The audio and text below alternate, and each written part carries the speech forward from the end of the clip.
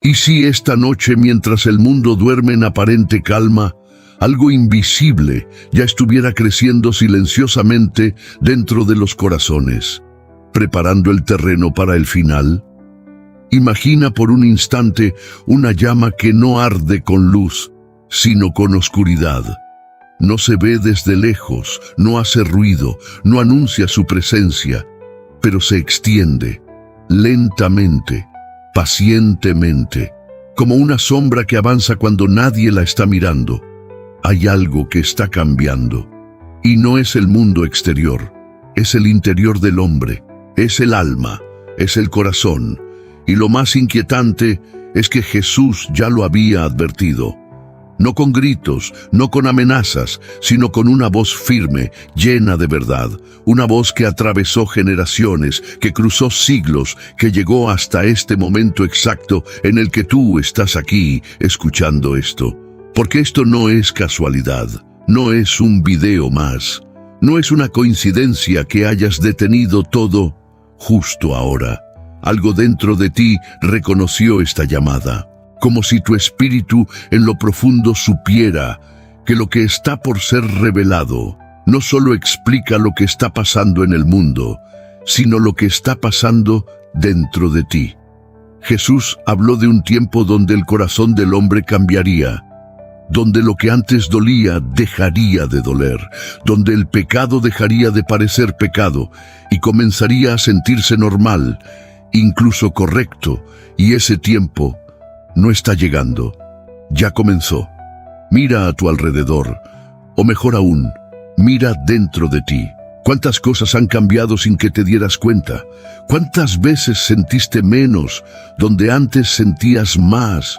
¿Cuántas veces ignoraste esa pequeña voz que te advertía, que te incomodaba, que te pedía volver? Ese silencio interior no es paz.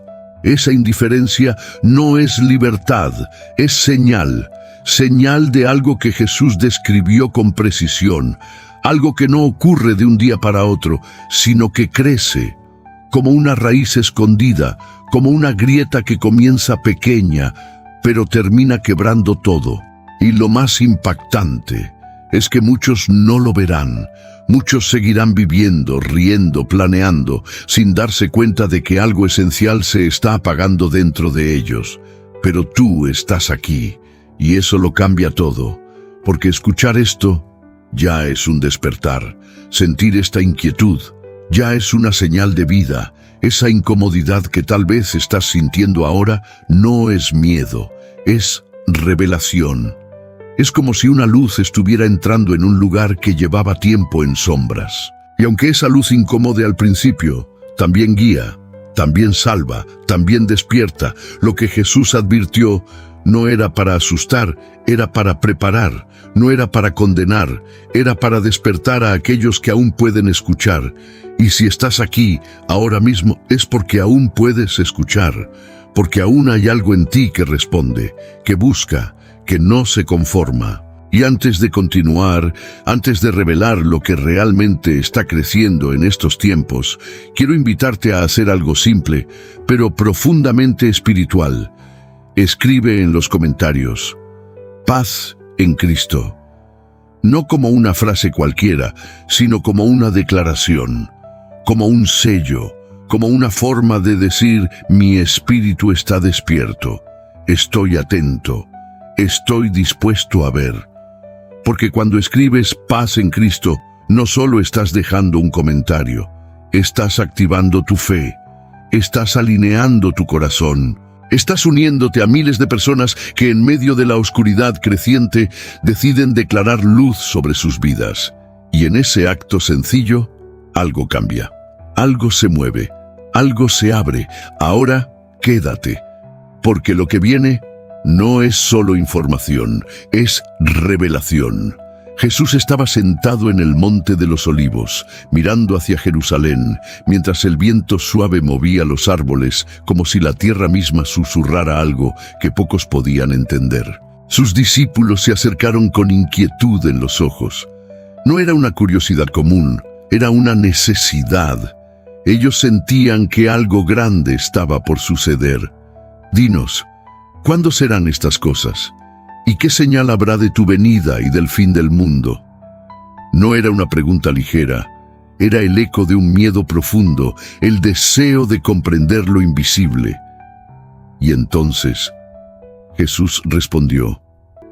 No levantó la voz, no usó palabras complicadas, pero cada frase que salió de sus labios llevaba el peso de la eternidad, porque Él no habló primero de guerras, ni de desastres, ni de señales en el cielo. Habló del corazón, y por haberse multiplicado la maldad, el amor de muchos se enfriará. Mateo 24:12. Detente un momento y siente eso. No dijo que el amor desaparecería de golpe. Dijo que se enfriaría, como una brasa que antes ardía con intensidad, pero que poco a poco empieza a perder calor, hasta que solo queda ceniza. Así es como comienza. No con un gran colapso visible, sino con pequeños cambios invisibles. Un día dejas de sentir compasión donde antes sentías.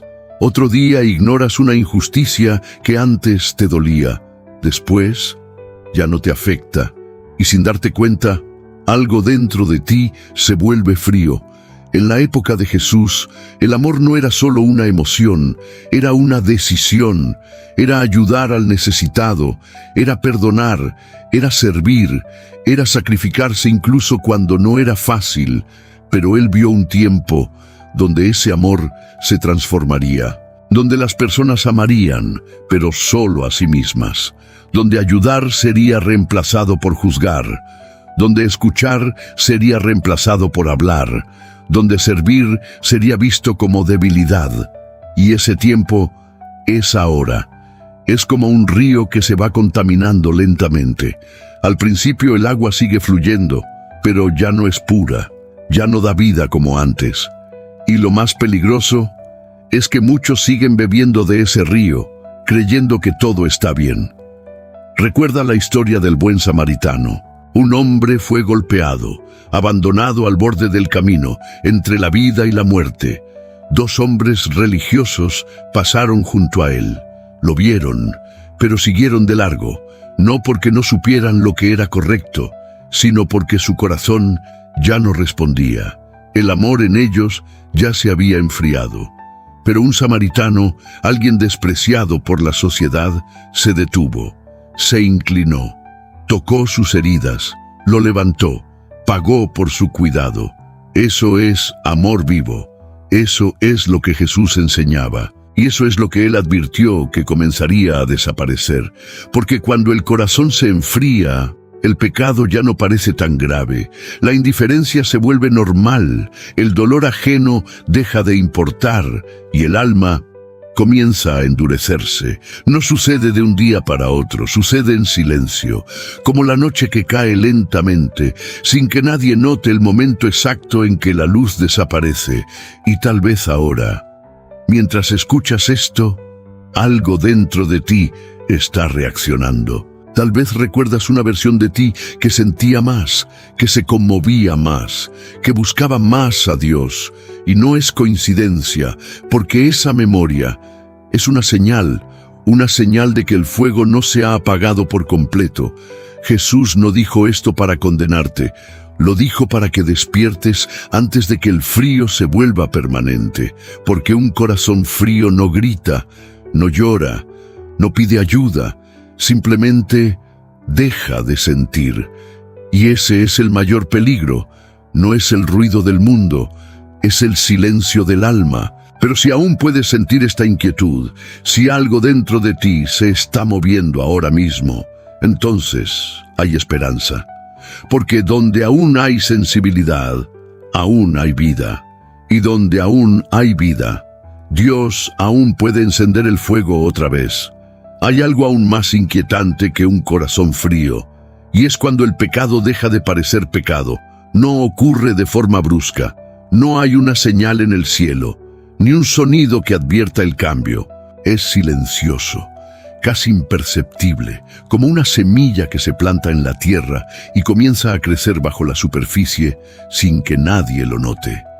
Jesús lo sabía. Por eso habló de un tiempo donde la maldad no solo existiría, sino que se multiplicaría.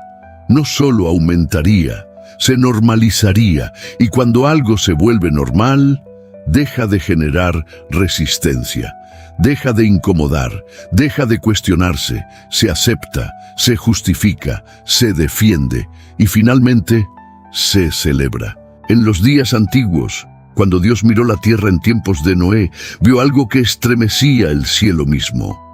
Y vio el Señor que la maldad de los hombres era mucha en la tierra, y que todo designio de los pensamientos del corazón de ellos era de continuo solamente el mal. Génesis 6:5. No era solo que las personas pecaban, era que ya no veían problema en hacerlo. El mal se había vuelto parte de la cultura, parte de la rutina, parte de la identidad. Y ese es el punto más peligroso al que puede llegar el ser humano, porque cuando el mal se normaliza, la conciencia se adormece. Es como una alarma que suena una vez y te despierta. Pero si sigue sonando todos los días, llega un momento en que aprendes a ignorarla. Incluso puedes dormir con ella sonando. Así es el pecado cuando se repite sin arrepentimiento. Al principio incomoda, después molesta menos, luego se tolera y finalmente se convierte en parte de quien eres. En tiempos de Jesús, los fariseos conocían la ley perfectamente, podían recitarla, enseñarla, defenderla, pero habían hecho algo sutil y peligroso. Adaptaron la verdad para que encajara con sus propios deseos. No cambiaron la ley en apariencia, pero cambiaron su esencia. Y así, lo que Dios había establecido como santo, se volvió una herramienta para justificar corazones endurecidos. Eso mismo está ocurriendo hoy, pero a una escala mayor. Lo que antes era considerado incorrecto, ahora se presenta como libertad. Lo que antes era advertido, ahora se promueve. Lo que antes generaba vergüenza, ahora genera orgullo. Es como si el mundo hubiera invertido el significado de todo. Y lo más impactante es que muchos participan en esto sin darse cuenta, porque no lo perciben como maldad, lo perciben como normal, como necesario, como inevitable. Imagina a alguien caminando dentro de una habitación llena de humo. Al principio, tose, le arden los ojos, le cuesta respirar, pero si permanece allí el tiempo suficiente, su cuerpo se adapta. Ya no siente el humo de la misma manera, y entonces piensa que todo está bien, aunque en realidad está siendo consumido lentamente. Así es la maldad cuando se normaliza. No desaparece, solo deja de sentirse peligrosa. Jesús vio esto. Vio un mundo donde las personas ya no lucharían contra el pecado, sino que harían las paces con él. Donde la batalla interna desaparecería, porque ya no habría resistencia. Y cuando ya no hay resistencia, ya no hay conciencia viva, pero hay algo dentro de ti que todavía distingue. Algo que incluso ahora, mientras escuchas estas palabras, sabe que no todo lo que se ve normal es correcto. Esa incomodidad que aparece de repente, ese pequeño peso en el pecho, esa sensación de que algo no está bien, no es debilidad. Es tu espíritu reaccionando, es la verdad tocando la puerta, porque la verdad no desaparece.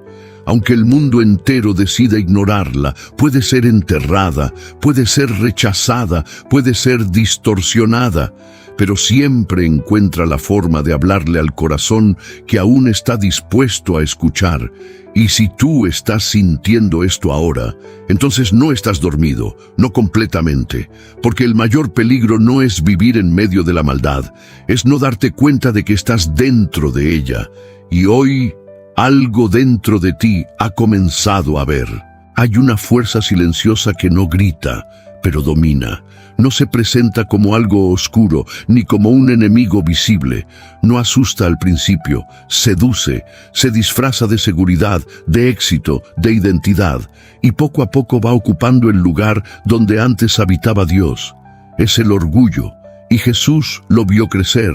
Lo vio en los corazones de los hombres, incluso en aquellos que creían estar más cerca de Dios. En una ocasión, él contó una historia sencilla, pero profundamente reveladora. Dos hombres subieron al templo a orar. Uno era fariseo, respetado, disciplinado, conocedor de la ley.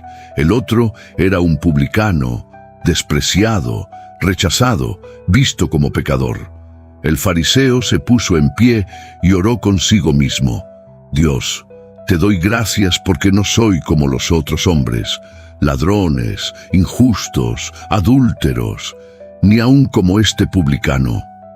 Pero el publicano no podía ni levantar los ojos al cielo. Solo se golpeaba el pecho y decía, Dios, ten misericordia de mí, que soy pecador. Y Jesús declaró algo que rompe toda lógica humana. El que se enaltece será humillado, y el que se humilla será enaltecido. Lucas 18:14. El orgullo no siempre se ve como arrogancia evidente. A veces se esconde en pensamientos silenciosos, en comparaciones, en la necesidad de tener razón, en la incapacidad de reconocer errores, en creer que ya sabes lo suficiente, que ya estás bien, que no necesitas cambiar, y ese es el punto más delicado. Porque cuando una persona cree que no necesita cambiar, deja de crecer, deja de escuchar, deja de buscar. En los tiempos de Jesús, muchos líderes religiosos caminaban con esa seguridad peligrosa. Vestían correctamente, hablaban correctamente, cumplían normas externas, pero dentro de ellos había una barrera invisible, una barrera que impedía que la verdad entrara. Porque el orgullo no solo eleva al hombre, también cierra su corazón. Es como una puerta que se tranca desde adentro. Dios puede tocar, puede llamar, puede enviar señales, pero si la puerta está cerrada por orgullo, no entra.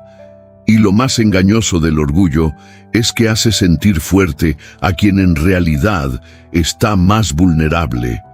Es como un castillo construido sobre arena. Desde afuera parece firme, imponente, inquebrantable, pero debajo no hay base sólida. Y cuando viene el viento, cuando llega la tormenta, todo se derrumba, sin aviso, sin tiempo de reaccionar. El orgullo hace que el hombre confíe en sí mismo por encima de Dios.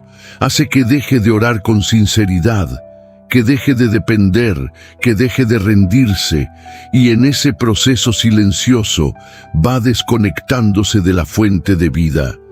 Mira al rey Nabucodonosor, un hombre poderoso, temido, respetado, que un día miró su reino y dijo, ¿no es esta la gran Babilonia que yo edifiqué con la fuerza de mi poder y para gloria de mi majestad? Daniel 4:30. En ese instante, sin guerra, sin espada, sin enemigo visible, todo cambió. Su mente fue tocada, su razón desapareció. Terminó viviendo como un animal, comiendo hierba, perdido, humillado, hasta que reconoció algo que antes no veía, que todo poder humano es frágil y que solo Dios es soberano. El orgullo lo había cegado, le hizo creer que era más de lo que realmente era, y eso es exactamente lo que está ocurriendo hoy en muchos corazones. Las personas ya no buscan dirección, porque creen que ya saben, ya no buscan a Dios, porque creen que no lo necesitan, ya no escuchan, porque solo confían en su propia voz, y mientras más crece esa autosuficiencia, más se alejan de la verdad.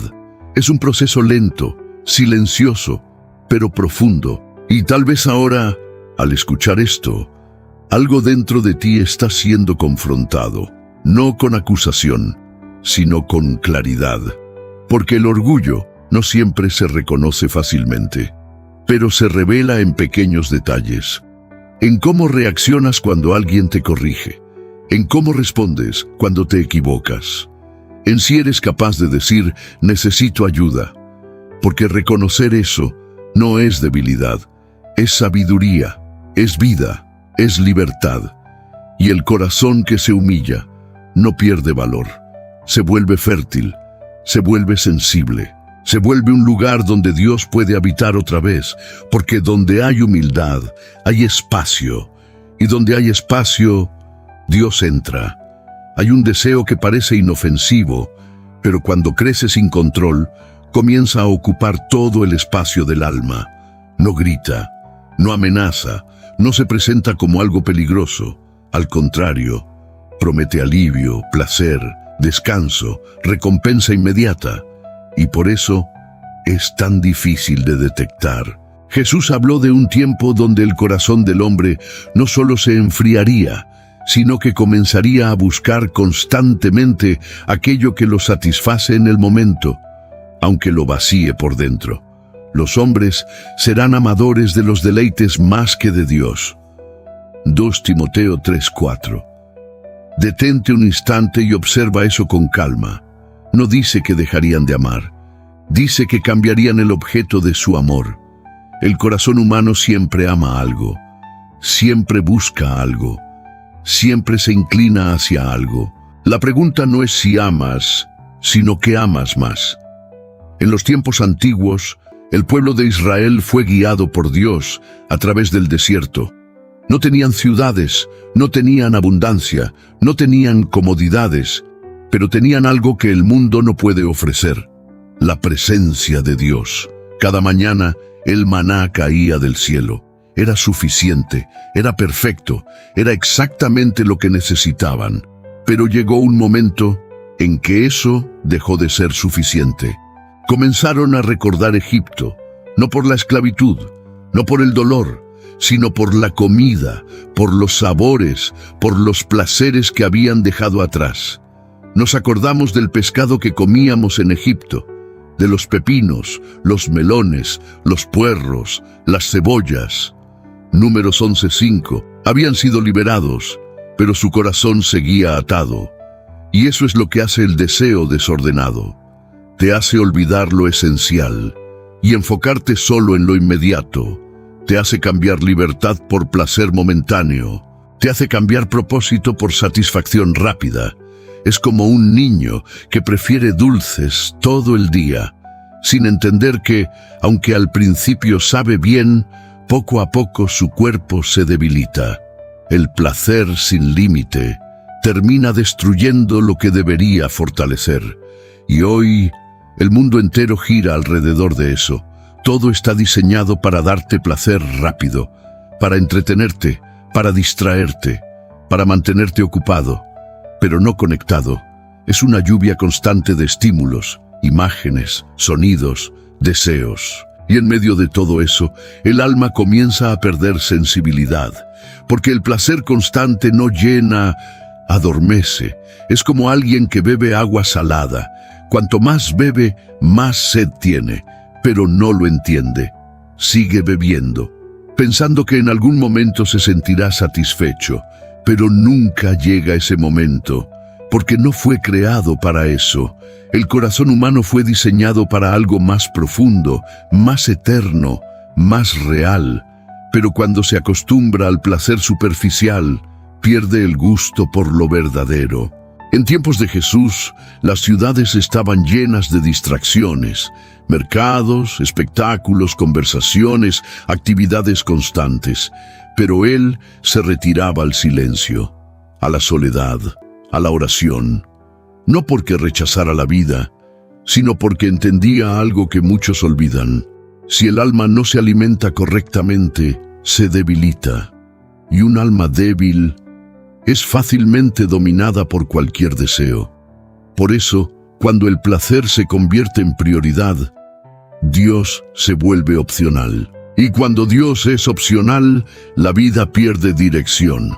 Tal vez ahora, si eres sincero contigo mismo, puedes reconocer algo. No como culpa, sino como claridad. Momentos en los que elegiste lo fácil en lugar de lo correcto. Momentos en los que buscaste sentirte bien, en lugar de hacer lo que tu espíritu sabía que era necesario. Y eso no te hace débil, te hace humano. Pero permanecer ahí, sin cuestionar, sin despertar, eso sí es peligroso. Porque el problema no es sentir deseo, es dejar que el deseo gobierne. Es permitir que lo momentáneo tenga más peso que lo eterno. Es darle al placer el lugar que solo Dios debería ocupar. Y cuando eso ocurre, Todo comienza a desordenarse, las decisiones, las relaciones, la mente, el alma. Pero hay algo poderoso en esto, algo que muchos no ven, y es que el mismo corazón que se inclinó hacia el placer puede volver a inclinarse hacia Dios. No necesitas apagar tu deseo, necesitas redirigirlo, porque el problema no es la intensidad, es la dirección. Y cuando el corazón vuelve a alinearse, cuando el alma vuelve a recordar para qué fue creada, algo cambia, algo se despierta, algo vuelve a tener sentido. Porque hay una satisfacción que no se acaba, una paz que no depende del momento, una plenitud que no necesita estímulos constantes. Y esa no viene del mundo, viene de Dios. Hay algo aún más engañoso que el pecado visible, algo que no se percibe a simple vista, algo que incluso puede parecer correcto desde afuera.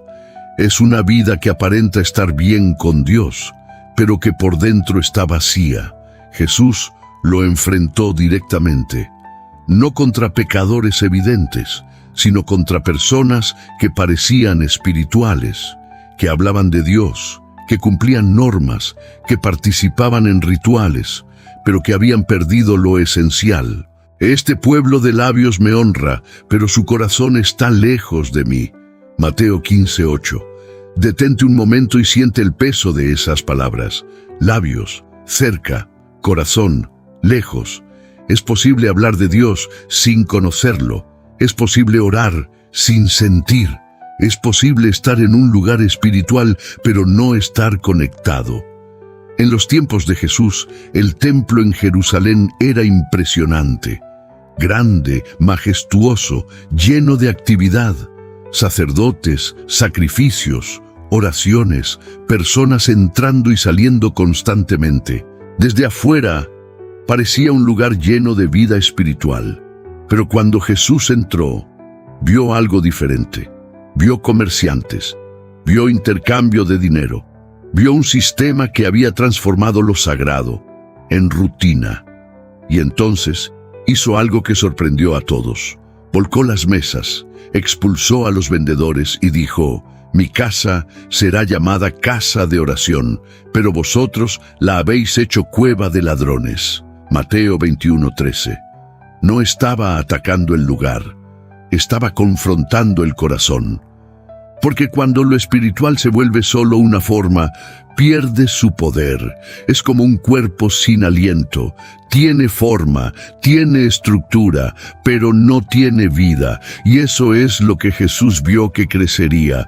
Personas que aparentan fe, pero viven desconectadas, que conocen palabras, pero no tienen relación, que escuchan, pero no obedecen. Es como alguien que tiene una lámpara, pero sin aceite. Desde lejos parece lista, pero cuando llega la oscuridad no puede iluminar. Jesús contó una historia sobre esto. 10 vírgenes esperaban la llegada del esposo. Todas tenían lámparas, todas parecían preparadas, todas estaban en el mismo lugar, pero 5 de ellas no tenían aceite suficiente. Y cuando llegó el momento, cuando la noche cayó, cuando la espera terminó, sus lámparas se apagaron y no hubo tiempo de reaccionar, no porque no supieran, sino porque no estaban realmente preparadas. Eso es la apariencia sin poder, eso es vivir una fe superficial. Todo parece correcto, hasta que llega el momento de prueba, hasta que llega el silencio, hasta que llega la oscuridad, y entonces se revela lo que realmente hay dentro. Hoy, muchas personas viven así. Hablan de Dios, pero no lo buscan. Escuchan, pero no cambian. Sienten momentos, pero no transforman su vida. Es como estar cerca del fuego, pero nunca entrar en él. Sienten calor por momentos, pero no arden. Y el alma que no arde se enfría, poco a poco, sin darse cuenta. En la época de Jesús, seguir a Dios implicaba costo. No era cómodo, no era fácil, requería decisión, entrega, transformación real. Pero con el tiempo, muchos comenzaron a buscar lo contrario, una fe cómoda, sin sacrificio, sin renuncia, sin profundidad, una fe que no confronta, que no exige, que no incomoda. Pero esa no es la fe que transforma. Es solo una versión superficial, y lo más peligroso es que quien vive así cree que está bien, cree que está cerca, cuando en realidad está lejos. Cree que está despierto, cuando está dormido. Pero hay algo que no se puede fingir, la conexión real. Porque cuando alguien realmente está con Dios, se nota. No en palabras, sino en vida, en decisiones, en actitudes, en la forma en que ama, en la forma en que perdona, en la forma en que responde cuando nadie está mirando. Tal vez ahora, mientras escuchas esto, algo dentro de ti está siendo tocado, no con acusación, sino con verdad. Porque no se trata de cuánto sabes, ni de cuánto haces, sino de cuán real es tu relación. Y esa es una pregunta que nadie más puede responder por ti. Solo tú, en lo profundo, en lo sincero, en lo invisible. Porque Dios no mira la apariencia, mira el corazón. Y donde hay un corazón verdadero, aunque sea pequeño, aunque sea débil, aunque esté comenzando, ahí hay vida real. Hay un tipo de oscuridad que no se presenta como maldad evidente, sino como verdad distorsionada. No llega con advertencias claras, llega con palabras que suenan correctas, con ideas que parecen sabias, con mensajes que incluso mencionan a Dios, pero que en lo profundo desvían el corazón. Jesús habló de esto con una seriedad que pocos comprenden. Mirad que nadie os engañe, Mateo 24:4. No dijo, mirad que no pequen, dijo, mirad que no sean engañados, porque el engaño es más peligroso que el error. El que sabe que está equivocado puede arrepentirse, pero el que cree que está en lo correcto, aunque esté perdido, no busca salida. Y ese es el escenario que Jesús vio crecer. Un mundo lleno de voces, de enseñanzas, de caminos que prometen vida, pero llevan en otra dirección. En tiempos antiguos, en el jardín ocurrió algo que marcó la historia de la humanidad. La serpiente no llegó con violencia, no obligó, no atacó, habló, y lo que dijo no fue completamente falso. Con que Dios os ha dicho, Génesis 3:1, esa pregunta fue suficiente para sembrar duda. No negó a Dios, cuestionó su palabra, la distorsionó, la presentó de una forma diferente. Y en ese pequeño cambio, todo cambió. Eva no cayó por ignorancia, cayó por confusión, porque cuando la verdad se mezcla con una pequeña mentira, se vuelve difícil de distinguir. Es como un vaso de agua cristalina, con una sola gota de veneno. Desde afuera parece pura, pero dentro hay algo que destruye. Así opera el engaño espiritual. No elimina la verdad completamente, la modifica, la suaviza, la adapta, la hace más cómoda, más aceptable, más alineada con los deseos humanos, y en ese proceso, la verdad pierde su fuerza. En los días de Jesús, surgieron muchos que afirmaban tener autoridad, que hablaban en nombre de Dios, que guiaban a otros, pero no todos estaban alineados con la verdad. Por eso él advirtió, porque sabía que vendría un tiempo donde no sería fácil discernir, donde lo falso se parecería demasiado a lo verdadero, donde las palabras sonarían correctas, pero el fruto sería diferente. Imagina a un pastor guiando ovejas. Las ovejas no analizan profundamente, no estudian mapas, no investigan caminos, simplemente siguen la voz que reconocen. Por eso, si alguien imita la voz del pastor, puede llevarlas a otro lugar, a un lugar sin vida, a un lugar sin dirección, a un lugar sin regreso. Jesús dijo, mis ovejas oyen mi voz y me siguen. Juan 10:27. No dijo que seguirían cualquier voz, dijo que reconocerían la suya, pero para reconocer una voz hay que conocerla, hay que haberla escuchado antes, hay que tener una relación, y ahí está el punto. Muchos hoy escuchan voces, pero no conocen la voz. Escuchan mensajes, pero no disciernen su origen. Sienten emoción, pero no examinan la verdad. Y eso abre la puerta al engaño, porque el engaño no siempre se siente mal. A veces se siente bien, a veces inspira, a veces motiva. Pero no todo lo que emociona edifica. No todo lo que suena espiritual viene de Dios. Y ese es el desafío. Aprender a discernir, aprender a separar, aprender a escuchar más allá de las palabras y observar el fruto. Porque la verdad, aunque a veces incomoda, libera, mientras que el engaño, aunque a veces agrada, encadena. Tal vez ahora, mientras estas palabras entran en tu mente, algo dentro de ti está despertando una pregunta, no de duda, sino de conciencia. ¿Qué estoy escuchando? ¿A quién estoy siguiendo? ¿De dónde viene lo que creo? Y esa pregunta es poderosa, porque es el inicio del discernimiento. Es el momento en que el alma deja de absorber sin filtro y comienza a examinar, a evaluar, a buscar con intención, porque en medio de tantas voces, solo una lleva a la vida. Y cuando el corazón comienza a buscar esa voz, aunque sea en medio del ruido, aunque sea en medio de la confusión, algo se alinea, algo se ordena, algo empieza a ver con claridad, porque la verdad no se impone, se revela, y cuando se revela, todo lo demás comienza a perder sentido.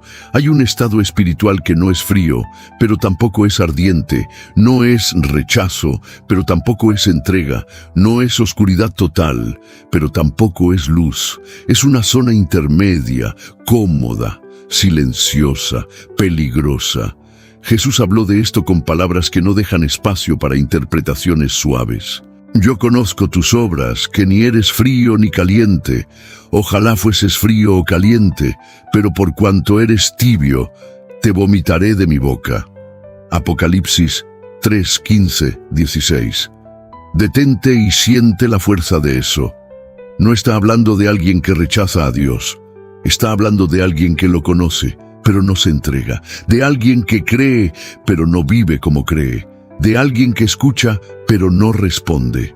La tibieza no es ausencia de fe, es una fe sin fuego. Es como una lámpara encendida, pero con una llama tan débil que apenas ilumina, no transforma, no guía, no calienta. En los días antiguos, el pueblo de Israel salió de Egipto con una experiencia poderosa. Vieron milagros, vieron el mar abrirse, vieron el poder de Dios de forma directa, pero en el desierto algo comenzó a cambiar. No dejaron de creer completamente, pero dejaron de confiar. No dejaron de seguir, pero comenzaron a quejarse. No regresaron a Egipto, pero tampoco avanzaban con convicción.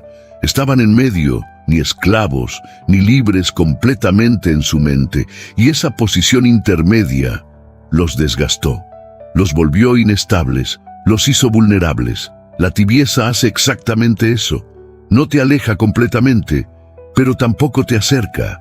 Te mantiene en un punto donde nada es claro, donde no hay decisión firme, donde todo se vuelve relativo. Es como un barco en el mar, sin ancla, sin rumbo definido. No se hunde inmediatamente, pero tampoco llega a ningún destino, y con el tiempo termina siendo arrastrado por cualquier corriente. Eso es lo que ocurre con el alma tibia. Se adapta, se acomoda, se deja llevar. Hoy cree una cosa, mañana otra. Hoy se acerca a Dios, mañana se aleja. Hoy siente, mañana ignora. No hay firmeza, no hay raíz profunda. Jesús habló de una semilla que cayó en tierra pedregosa. Germinó rápido, creció rápido, parecía viva, pero no tenía raíz. Y cuando salió el sol, cuando vino la dificultad, se secó. No porque no hubiera vida al inicio, sino porque no había profundidad. La tibieza es eso, una fe superficial, que responde en momentos, pero no se sostiene en el tiempo, que se emociona, pero no se compromete, que escucha, pero no transforma. Y lo más peligroso es que desde afuera parece suficiente. La persona tibia no se ve perdida, no se ve alejada. Incluso puede parecer espiritual, pero dentro hay una desconexión silenciosa. Es como una relación donde ya no hay amor, pero tampoco hay ruptura. Todo sigue, pero nada es real, nada es profundo, nada es vivo. Y Jesús no habló de esto para condenar, sino para despertar. Porque la tibieza es un estado engañoso, no genera urgencia, no produce alarma, no hace sentir peligro inmediato, y por eso muchos permanecen ahí durante años, sin darse cuenta de lo que están perdiendo. Pero hay momentos en los que algo rompe esa comodidad, un vacío, una inquietud, una sensación de que algo falta, y tal vez eso es lo que estás sintiendo ahora. No es casualidad, es señal, porque el alma no fue creada para vivir a medias, no fue diseñada para conformarse, no fue hecha para una vida sin fuego. Dentro de ti hay algo que busca más, algo que no se satisface con lo superficial, algo que quiere verdad, que quiere profundidad, que quiere conexión real, y ese algo no es debilidad, es vida. Es la parte de ti que aún no se ha rendido, que aún no se ha dormido completamente, que aún reconoce, aunque sea en silencio, que hay más, que debe haber más. Y cuando ese reconocimiento aparece, aunque sea pequeño, aunque sea confuso, aunque sea incómodo, es el inicio de un cambio. Porque la tibieza no se rompe con información, se rompe con decisión, con un momento en el que el corazón deja de dividirse y elige acercarse, elige encenderse, elige salir de ese punto intermedio y volver a lo esencial. Porque cuando el alma deja de vivir a medias y comienza a vivir de verdad, todo cambia. La claridad, la dirección, la fuerza, la paz. Porque donde hay fuego, hay vida. Y donde hay vida, Dios está presente. Hay una pregunta que muchos evitan, no porque no tenga respuesta, sino porque la respuesta exige algo, exige cambio, exige decisión, exige despertar. Si todo esto está ocurriendo, si el corazón se enfría, si la maldad se normaliza, si el orgullo crece, si el placer domina, si la fe se vuelve superficial, si el engaño se multiplica, si la tibieza se instala, entonces, ¿por qué Dios permite que todo esto suceda? La respuesta no es simple, pero es profundamente reveladora. Jesús, en medio de sus enseñanzas, no presentó estos eventos como un accidente, ni como una pérdida de control, ni como una derrota. Los presentó como señales, como avisos, como el sonido de una alarma antes de que algo mayor ocurra. En los tiempos antiguos había algo que todos entendían perfectamente, el sonido de la trompeta. Cuando una trompeta sonaba en Israel, no era música, era un llamado. Podía significar guerra, podía significar reunión, podía significar advertencia, pero siempre significaba lo mismo en esencia: prepárate. El profeta Ezequiel habló de un centinela puesto sobre la ciudad, un hombre cuya única función era vigilar desde lo alto, observar, discernir, y cuando viera peligro, sonar la trompeta. Si el centinela ve venir la espada y no toca la trompeta, y el pueblo no se apercibe, su sangre será sobre su propia cabeza. Ezequiel 33:6. Dios siempre ha advertido antes de actuar, siempre ha hablado antes de intervenir, siempre ha enviado señales antes del momento decisivo, no para infundir miedo, sino para dar oportunidad. Porque el carácter de Dios no es destruir sin aviso, es dar tiempo para que el corazón reaccione, para que el alma despierte, para que la persona decida. Lo que está ocurriendo en el mundo no es el final en sí, es la señal de que el tiempo se está moviendo. Es como el cielo antes de una tormenta. El aire cambia, la luz se transforma, el viento comienza a moverse de forma diferente, y aunque aún no cae la lluvia, todo indica que está cerca. Así son estos tiempos. No son el golpe final, son el aviso previo. Y el problema no es que las señales existan, es que muchos las ignoran. Como en los días de Noé.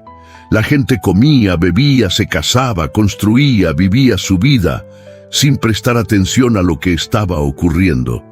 No porque no hubiera advertencia, sino porque no querían escuchar. No encajaba en su lógica, no encajaba en su comodidad, no encajaba en su rutina.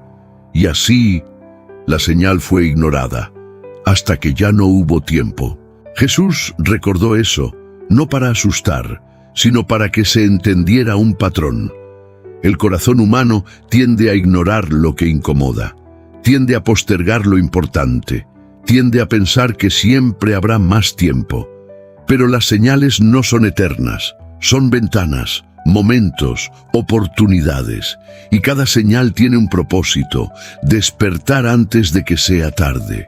Tal vez ahora, mientras todo esto se conecta en tu mente, algo comienza a encajar, como piezas que antes estaban separadas, pero que ahora forman una imagen clara. No es solo el mundo cambiando, es una advertencia viva. No es solo comportamiento humano, es una señal espiritual, y eso cambia la forma de verlo todo. Porque si son señales, entonces no están ahí para ser ignoradas, están ahí para ser respondidas. No con miedo, sino con conciencia, no con desesperación, sino con decisión. Porque entender esto es entender que aún hay tiempo, que aún hay oportunidad, que aún hay espacio para reaccionar, y esa es la parte más poderosa de todo esto, que en medio de un mundo que cambia, de un corazón que puede enfriarse, de una verdad que puede distorsionarse, de una fe que puede debilitarse, Dios sigue hablando, sigue mostrando, sigue advirtiendo, no desde la distancia, sino de forma personal, como si cada señal dijera: aún puedes volver, aún puedes despertar, aún puedes ver. Y si estás entendiendo esto ahora, no es casualidad, es una señal dentro de la señal. Es el momento en que el mensaje deja de ser general y se vuelve personal, como si en medio de millones, esta advertencia hubiera llegado exactamente a ti, no para condenarte, sino para darte claridad, porque cuando el alma ve con claridad, ya no puede seguir igual. Algo cambia, algo se mueve, algo se alinea, y ese momento, aunque parezca pequeño, tiene un peso eterno. Hay un momento en la vida de toda persona en el que ya no basta con entender. Entender no transforma, saber no cambia, escuchar no es suficiente. Llega un punto donde el alma necesita actuar, porque la verdad que no se aplica se convierte en peso, y ese peso, tarde o temprano, incomoda. Jesús no solo habló de señales, también mostró el camino. No dejó al hombre confundido, no lo abandonó en medio de la advertencia, le dio dirección clara. Pero esa dirección no es automática, es intencional, es personal, es una decisión que nadie puede tomar por ti. En una ocasión, Jesús dijo algo que parece simple, pero encierra una profundidad que muchos pasan por alto. El que oye estas palabras y las hace, será semejante a un hombre prudente que edificó su casa sobre la roca. Mateo 7:24. No dijo el que oye y entiende, no dijo el que oye y siente, dijo el que oye y hace. Porque la diferencia entre una vida firme y una vida que se derrumba no está en cuánto sabes, está en lo que haces con lo que sabes. Imagina a dos personas construyendo una casa. Una elige un terreno firme, excava profundo, toma tiempo, se esfuerza. No es fácil, pero es sólido. La otra quiere rapidez, quiere comodidad, quiere resultados inmediatos. Construye sobre la arena, Es más fácil, más rápido, más cómodo. Desde afuera, ambas casas se ven bien, ambas parecen seguras, ambas parecen suficientes, pero entonces viene la lluvia, el viento sopla, los ríos crecen, y en ese momento se revela la verdad. Una permanece, la otra cae. No por apariencia, sino por fundamento. Eso es exactamente lo que está ocurriendo ahora. No es solo una cuestión de información espiritual, es una cuestión de fundamento. ¿Dónde estás construyendo tu vida? ¿Sobre lo que sientes? ¿Sobre lo que es cómodo? ¿Sobre lo que es popular? ¿O sobre lo que es verdadero, aunque cueste? Jesús no ofreció un camino fácil, ofreció un camino real, un camino que implica negarse a uno mismo, tomar decisiones difíciles, caminar contra la corriente cuando es necesario, porque proteger el alma no es automático, es intencional. Es como cuidar un jardín. Si no lo cuidas, las malas hierbas crecen solas. No necesitas hacer nada para que aparezcan, pero si quieres que haya vida, si quieres que haya fruto, si quieres que haya belleza, tienes que trabajar, tienes que remover, tienes que podar, tienes que sembrar. Así es el corazón. Si lo dejas sin dirección, el mundo lo llena. Si lo dejas sin vigilancia, los pensamientos lo dominan. Si lo dejas sin verdad, las emociones lo guían, y eso lleva al desorden. Por eso Jesús enseñó algo que muchos escuchan, pero pocos practican. Velad y orad para que no entréis en tentación. Mateo 26:41. Velar es estar atento, es no vivir en automático, es observar lo que entra en tu mente, lo que alimenta tu corazón, lo que influye en tus decisiones. Orar no es repetir palabras, es conectar, es hablar con Dios con sinceridad, es abrir el corazón, es alinear lo interno con lo eterno, porque cuando una persona comienza a velar y orar, algo cambia. Su percepción se afina, su discernimiento crece, su sensibilidad espiritual despierta. Empieza a notar lo que antes ignoraba, empieza a sentir lo que antes no sentía, empieza a ver con claridad, y eso protege, no de todo lo que ocurre afuera, sino de lo que puede entrar dentro. En tiempos de Jesús, sus discípulos no eran perfectos, se equivocaban, dudaban, fallaban, pero había algo que los diferenciaba. Seguían, aprendían, cambiaban, no se quedaban igual, y eso es lo que define a alguien que realmente está despertando. No la perfección, sino la dirección. Tal vez ahora, todo esto ya no se siente solo como un mensaje, se siente como un llamado, no externo, interno, como una voz que no grita, pero insiste, que no obliga, pero invita, que no presiona, pero confronta con amor, y esa voz no busca información en ti, busca respuesta. Porque proteger tu alma no es una idea, es una decisión diaria, en lo que eliges, en lo que aceptas, en lo que rechazas, en lo que permites que crezca dentro de ti.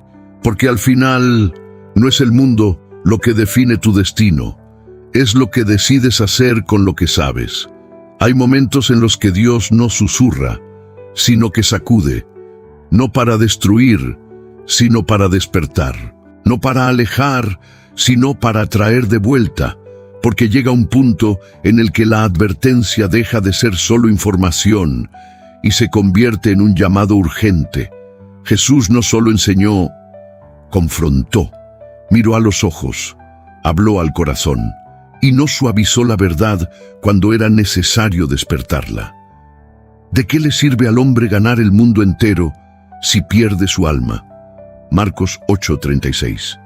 Esa pregunta no es filosófica, es directa, es personal, es imposible escucharla y quedar igual.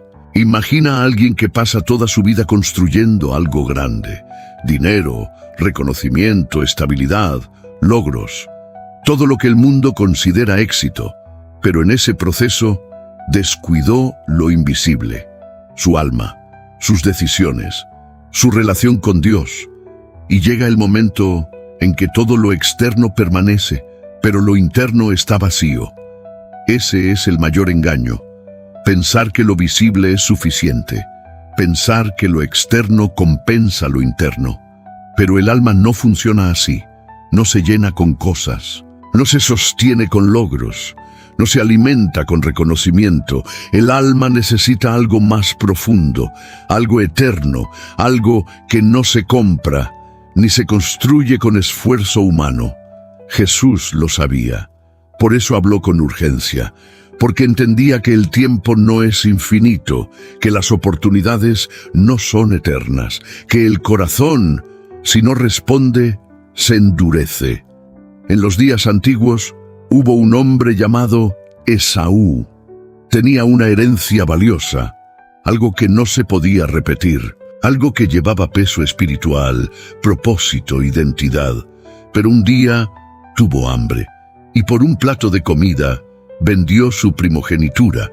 No la perdió por accidente, la cambió, la entregó por algo momentáneo y cuando quiso recuperarla, ya era tarde. No porque no sintiera arrepentimiento, sino porque la decisión ya había sido tomada.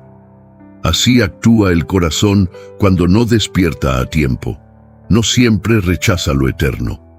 A veces simplemente lo cambia por lo inmediato, por comodidad, por impulso, por necesidad del momento, y ese intercambio es silencioso, pero profundo. Jesús no quiere que eso ocurra contigo, no quiere que cambies lo eterno por lo momentáneo, no quiere que pierdas lo esencial por lo urgente. Por eso este llamado no es suave, es claro, es directo, es necesario. Porque hay momentos en los que el alma necesita detenerse y decidir, no mañana, no cuando sea más fácil, no cuando todo esté perfecto, ahora, porque cada momento que pasa también es una decisión. Incluso no decidir es decidir, y tal vez, ahora mismo, sientes algo que no puedes ignorar. No es emoción superficial, no es miedo, es conciencia. Es como si algo dentro de ti estuviera diciendo, esto es real, esto importa, no puedo seguir igual. Y ese momento es sagrado, no porque sea perfecto, sino porque es honesto, porque es el punto donde la verdad deja de ser información y se convierte en dirección. Jesús no vino solo a enseñar un camino, vino a invitarte a caminarlo. Y esa invitación no es colectiva, es personal. No es para todos al mismo tiempo, es para cada uno en su momento. Y este puede ser el tuyo. No necesitas tener todas las respuestas, no necesitas entenderlo todo, no necesitas sentirte listo, solo necesitas algo, disposición, un corazón dispuesto. Puede cambiarlo todo, porque cuando alguien decide responder, aunque sea con dudas, aunque sea con temor, aunque sea con pasos pequeños, Dios actúa, Dios guía, Dios transforma. Pero el primer paso no lo da Él, lo das tú, en silencio, en lo profundo, en ese lugar donde nadie más ve, pero donde todo comienza. Y ese paso, aunque parezca invisible, tiene el poder de cambiar el rumbo de tu vida. Hay un momento en el que la voz de Dios deja de sentirse lejana y comienza a sentirse cercana, no como un eco distante, sino como un llamado directo, no como una idea, sino como una presencia. Es ese instante en el que todo lo que escuchaste, todo lo que sentiste, todo lo que empezó a moverse dentro de ti, se junta en un solo punto, la decisión de despertar. Jesús contó una historia que, a simple vista, parece cotidiana, pero encierra una verdad que atraviesa el alma. Un hombre tenía 2 hijos. Al primero le dijo, «Hijo, ve hoy a trabajar en mi viña». El hijo respondió, «No quiero», pero después lo pensó y fue. Al segundo le dijo lo mismo, y él respondió, «Sí, señor, voy», pero nunca fue. Jesús hizo una pregunta sencilla: ¿cuál de los 2 hizo la voluntad del Padre? La respuesta es clara: no el que habló bien, sino el que cambió y actuó. Porque en el reino de Dios no importa tanto lo que dices, importa lo que haces con lo que sabes, y eso confronta profundamente. Porque muchos dicen sí con los labios, pero su vida dice no. Muchos sienten, pero no cambian. Muchos entienden, pero no responden. Y ese es el punto exacto donde el despertar se detiene. No por falta de información, sino por falta de acción. Pero hay algo que transforma ese momento, algo que cambia la dirección, algo que rompe la inercia.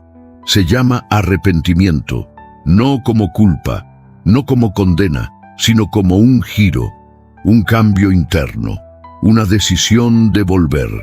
En la época de Jesús, la palabra arrepentirse significaba literalmente cambiar la forma de pensar, cambiar la dirección del camino.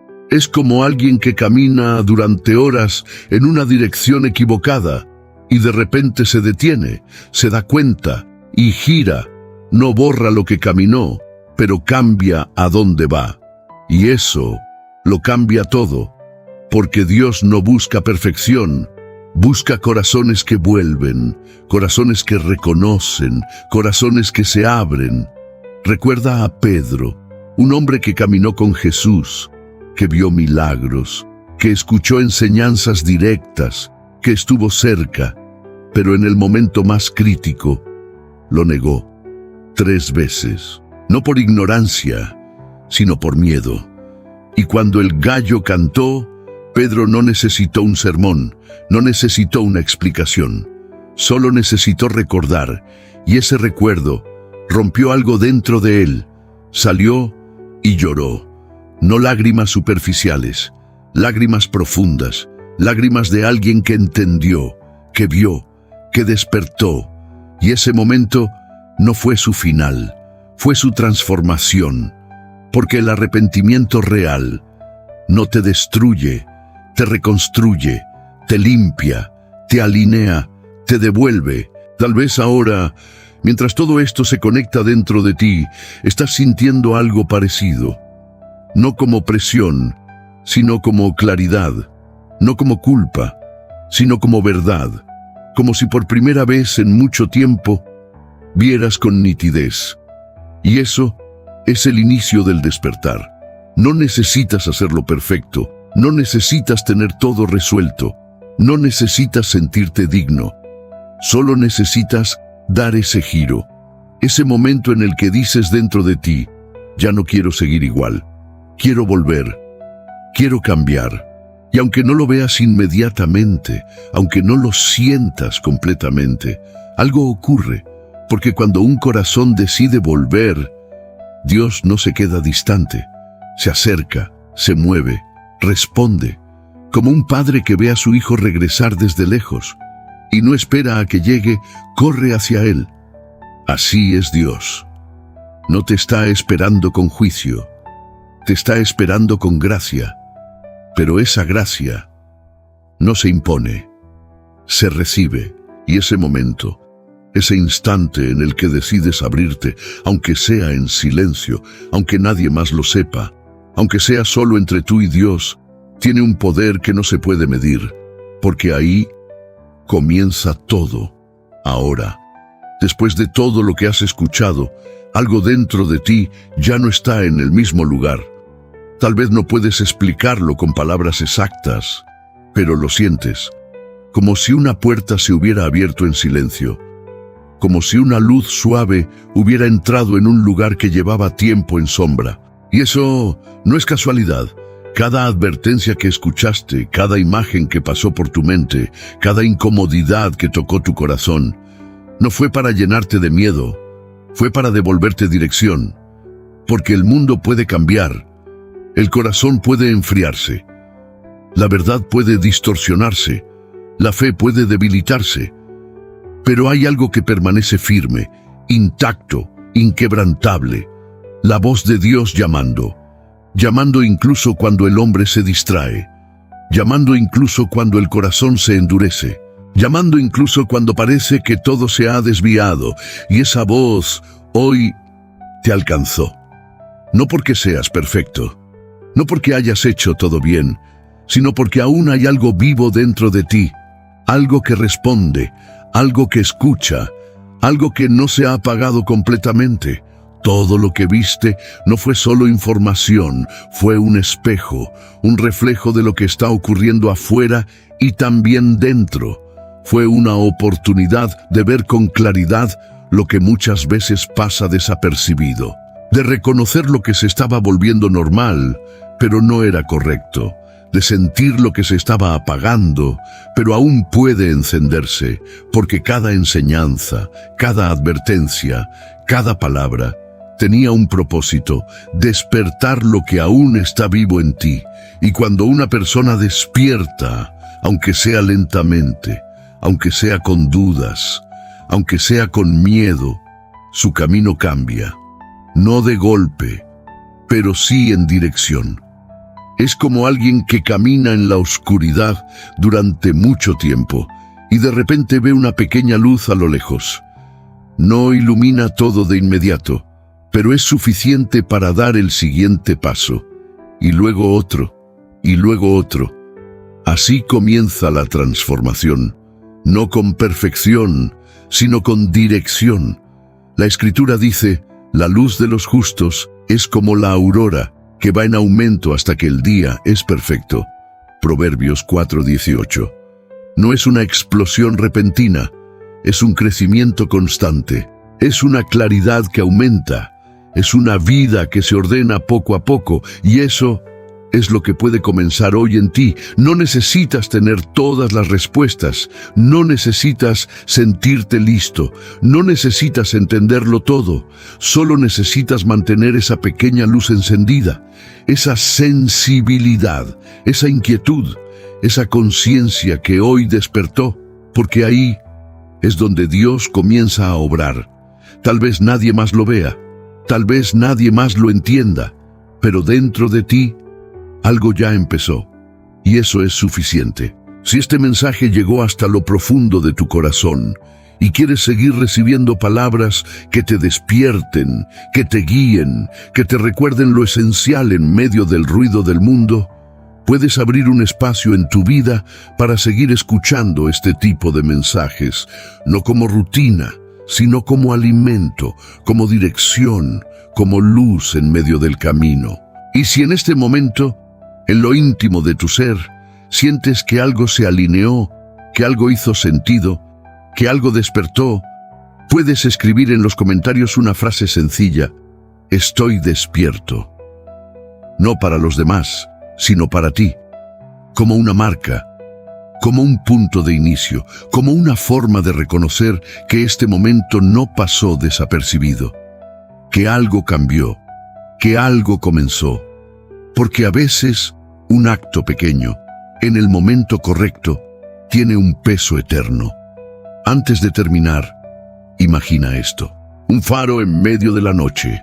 No detiene la tormenta, no calma el viento, no apaga las olas, pero permanece firme, brillando, guiando, mostrando el camino a quienes aún están navegando. Así es Dios. No siempre cambia lo que ocurre afuera, pero siempre ofrece luz para lo que ocurre dentro. Y cuando alguien decide mirar esa luz, aunque todo alrededor siga igual, ya no está perdido, porque la presencia de Dios no es ruido, es certeza, no es presión, es paz, no es confusión, es dirección. Y esa presencia está contigo, aquí, ahora, en este momento exacto, no como una idea lejana, sino como una realidad cercana, como un susurro que dice: no estás solo, aún hay camino, aún hay esperanza. Y mientras esa voz siga existiendo, mientras esa luz siga brillando, mientras ese llamado siga llegando, siempre habrá una oportunidad de volver, de empezar, de vivir de verdad, porque al final no se trata de cuánto te alejaste, sino de que aún puedes regresar. Y ese regreso puede comenzar ahora.